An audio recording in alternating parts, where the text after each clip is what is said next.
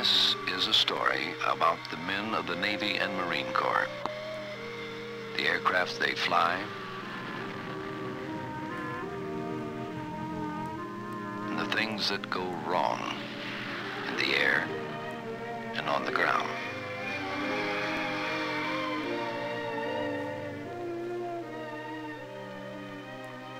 It's the story of men who command, and the men who can only search among the fragments of wreckage and wonder what went wrong thousands of feet above.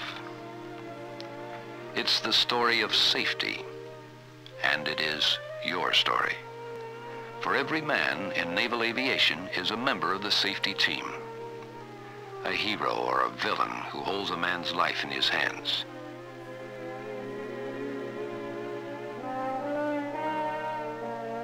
Perhaps if you're a pilot, it's your own life. Or if you're like Squadron CO Jim Thompson, you have 16 good men who fly in your command for whose lives you are responsible.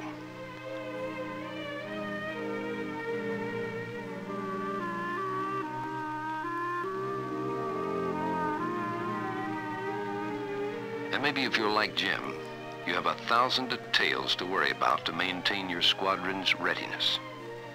And safety is just one of your many responsibilities. And it may seem that this has been forgotten by your new safety officer, Lieutenant Mike Morgan.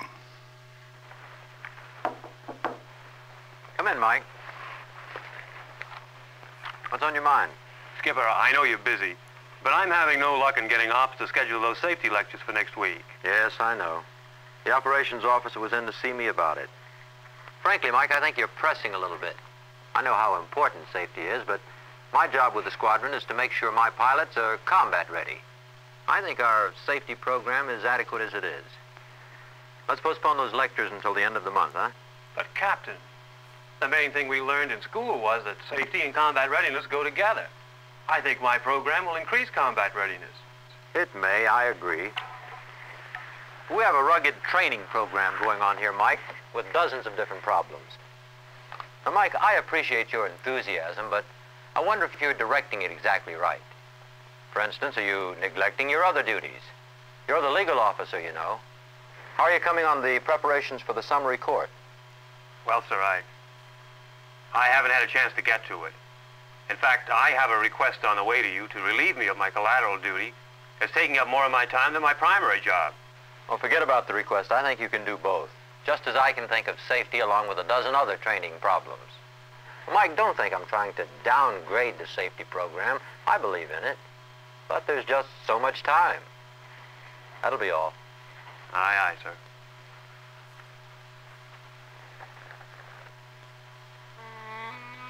Well, at least for a while, I wouldn't have to have the word safety drummed into my ears.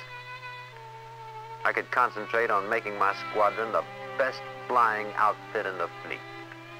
Sharp, efficient, combat ready.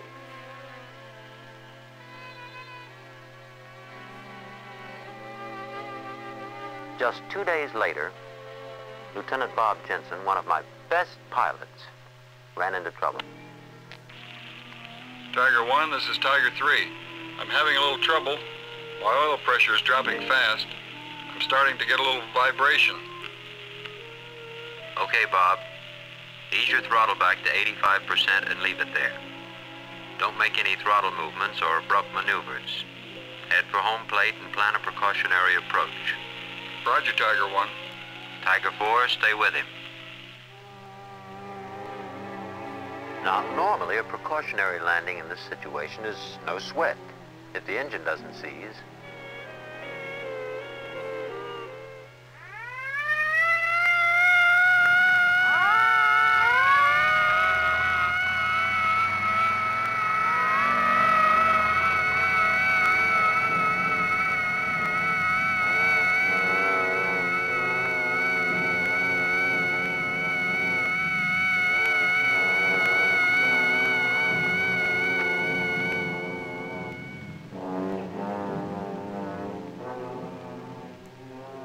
Watched him approach the field, and it wasn't long before we realized that something was wrong. He was losing altitude. And then he plowed into the ground, just short of the runway.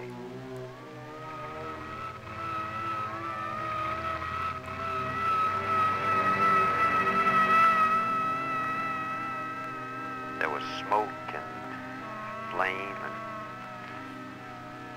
3 men in the sky praying for the pilot.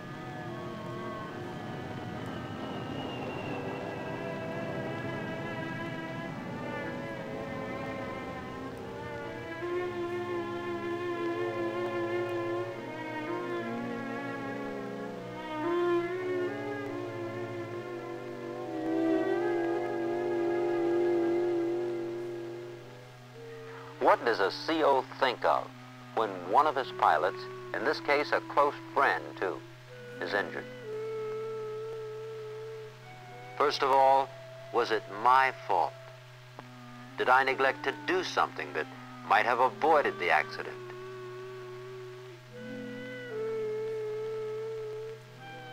And then the conversation with my new safety officer came back. Was I all along just paying lip service to the safety program and not following it through?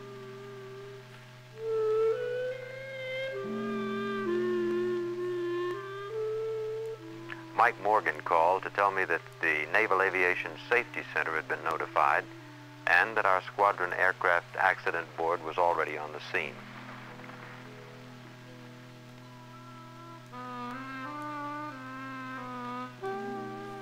I visited Bob, who was badly banged up. So badly I couldn't even talk to him.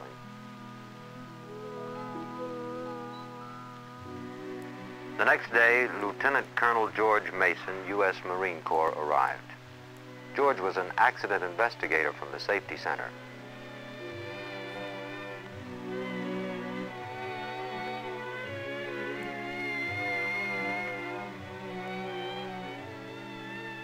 I went out with him to the scene of the accident and watched him as he sifted through the hardware and questioned people, and I was impressed.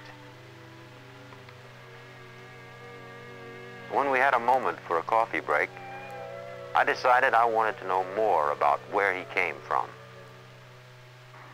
Of course, I read the publication Approach and see some of your other publications, George, but I really don't know much about your outfit. Well, one of these days, a liaison group from the center will visit you and you'll get the whole story. I'm just one part of one department, accident investigation. But there's a whole lot more to the center than that. Oh? I thought that was your most important job, investigating accidents. No, our most important job is to prevent accidents. You see, back in the mid-1950s, the Navy realized that the accident rate was causing a tremendous loss of lives and equipment.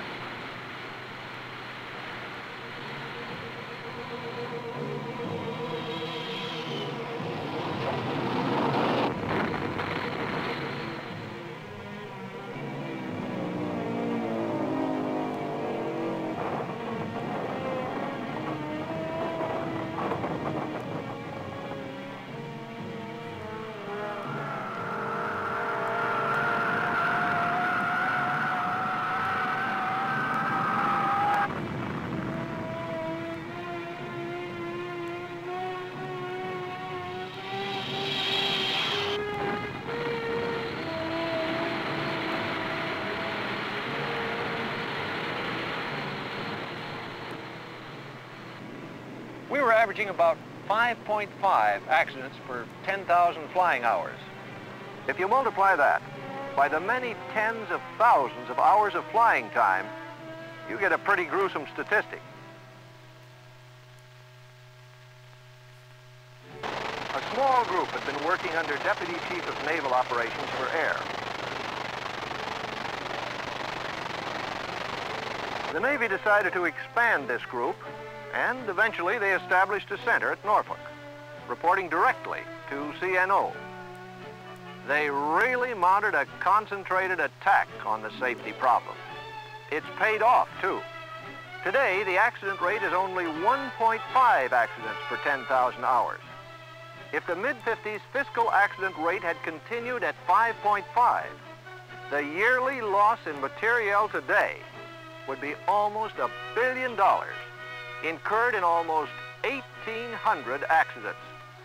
And these figures, of course, don't include the loss of lives. Today, the annual loss in materiel is about $280 million, incurred in approximately 500 accidents. The dollars thus saved are equivalent to the cost of 100 A-4 squadrons. The annual cost of operating the center today is less than the average cost of one accident. How has the accident rate decreased? Well, take this piece of hardware from the crash, an oil pump. It was a new pump in perfect working condition, but the oil pressure failed. What happened? That's what I'd like to know. Do you have any clues? I'll tell you after we've run some tests. But I think I can use this component and its fittings to show you how the safety center works. You see, this pump and its fittings were manufactured by several subcontractors. The center is making an all-out effort to build safety into the original design of components, such as these. That way, we're starting right at the source. Joint Navy and industry meetings are arranged by the center. These are held to persuade manufacturers that the tiniest mistake in design or the remotest possibility for mistakes in installation will sooner or later mean disaster in the air.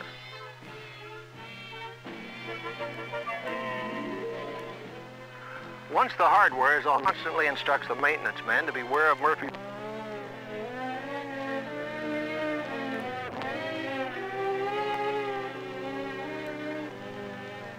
It's a war that'll never end as long as machinery is put into the air and a pilot's life depends on it.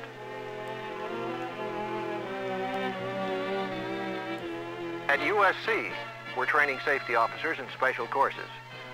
And at the center, we have an abbreviated course lasting 5 days, which we offer as needed. Incidentally, our safety officer is a graduate of the USC course. But getting back to these components, how do they fit in with the safety center?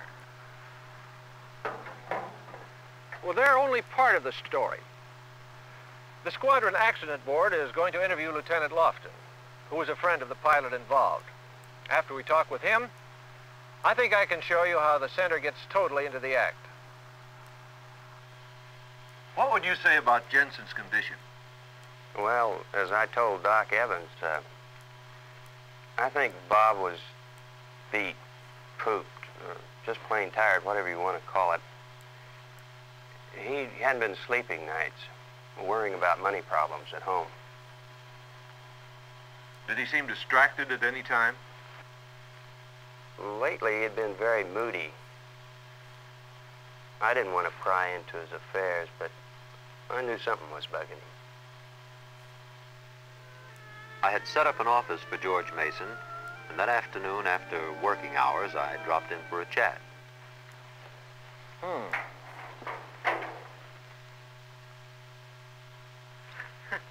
I feel like I'm watching Perry Mason at work. I wish it were that easy. All I can do is try to find clues. We're liable to be working on this thing for weeks.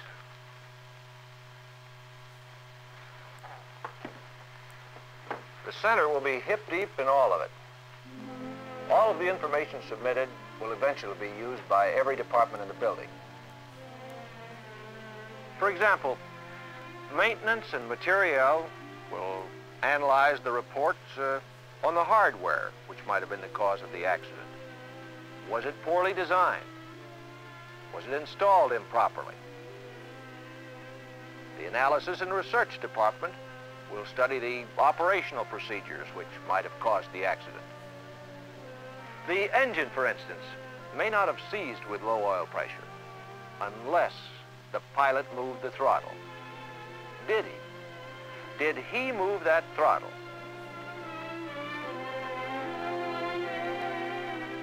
The aeromedical department will study the pilot's history. Now, we know he was tired from lack of sleep, and we know he was worried. Was he too distracted to fly? If so, how can we prevent this in the future? All of the statistics we gather will be correlated by the records department and integrated with other accident statistics in an attempt to uncover a trend. And the safety education department will study the accident. They'll see how it can be treated in the center's publications to inform the fleet and commands of the danger area. We're trying to make everyone in naval aviation a thinking, working member of the safety team. Mechanics, GCA operators, pilots, LSOs, squadron COs, like yourself, and all the others. But if any one person fails, the mechanic who leaves a tool in a flight control space,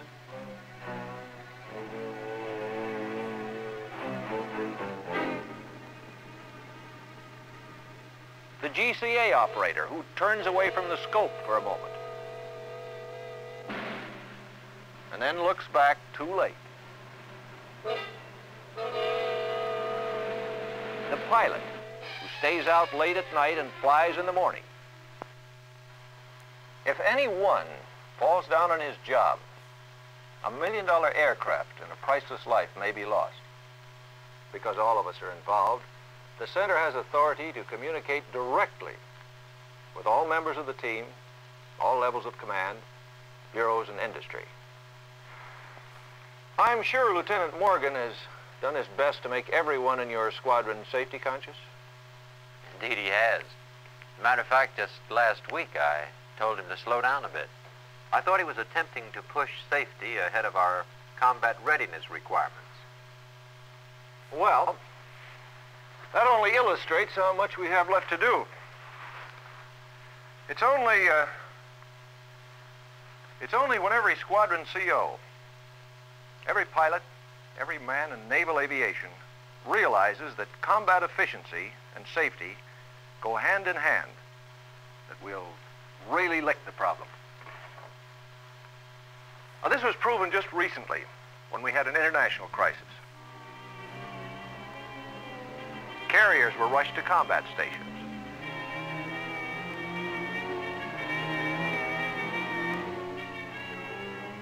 Aircraft were assembled in groups. Reserve squadrons were recalled to active duty on short notice.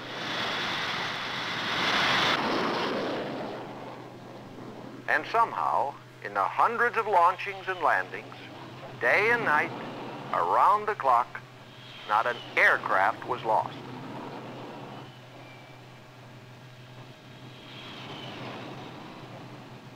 What does this mean?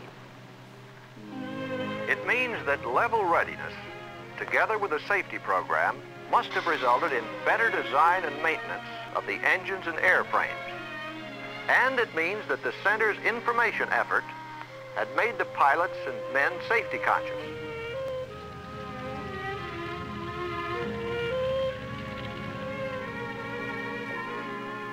But we know there's more work to be done. Right now, new safety programs are being pressed, new discoveries of new danger areas made, new suggestions for improvement offered.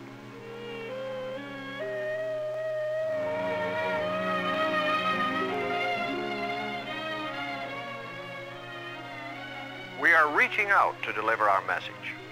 Liaison groups are visiting major commands to exchange information. You'll have one here soon.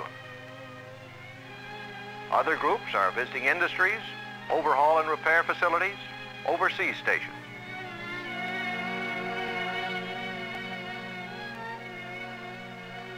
Wherever the message of safety needs to be transmitted, we will eventually go. For this message depends on the inputs from the field. We need to know your problems and difficulties so that corrective action can be taken.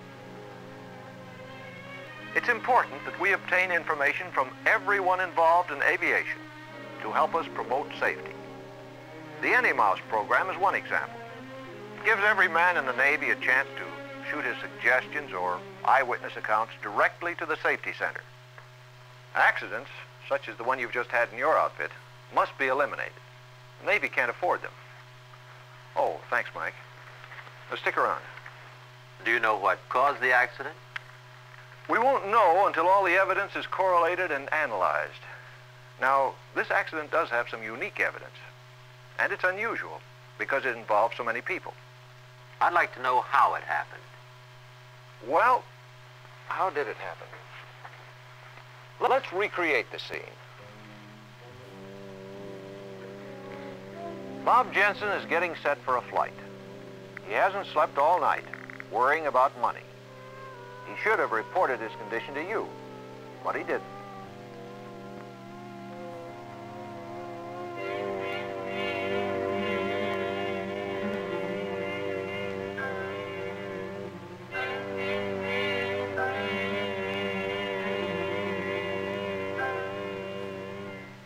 Now, what he doesn't know is that his aircraft is a time bomb, waiting to go off. A maintenance man has installed a new oil pump, but he hasn't properly torqued an oil line fitting.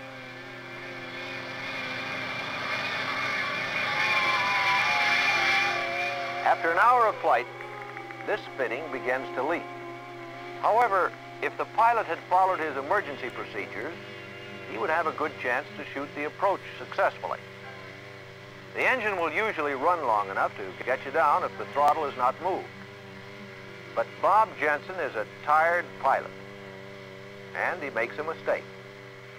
Thinking himself too low, he rapidly advances the throttle. The engine seizes, smoke fills the cockpit, and vibration adds to the confusion. Unable to make the runway with a seized engine, the pilot hits short. Result? An expensive aircraft lost. One combat-ready pilot out of action for 6 months. So, accidents occur. And what do we do about it? We work. We disseminate information. We learn from the experience of others. And we train men like Lieutenant Morgan, who are assigned throughout the fleet. And every year, the accident rate keeps dropping. And more pilots are alive to fly more aircraft and keep the Navy strong.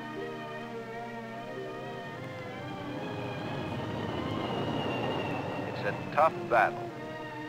Pilots don't want to be reminded every 10 seconds that they may die, but they must be reminded. Maintenance men don't want to be told that they may make goofs, but they must be told. And when we win a battle, when we do a good job, nobody knows, because only the accidents make the headlines. Well, it's obvious that safety is everybody's business. You know, when you run a squadron, you try to maintain a balance between a lot of factors and pressures. But I think I can say that from now on, safety will get a little more attention in the squadron.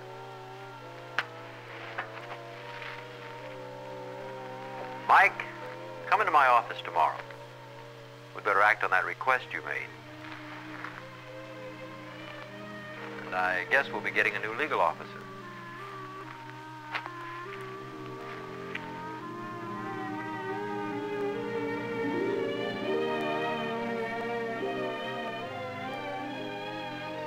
Jim Thompson is a typical CO with typical problems and the desire to do the very best in his job. The mission of the Naval Aviation Safety Center is to help him and to help you, whoever and wherever you are in naval and marine aviation.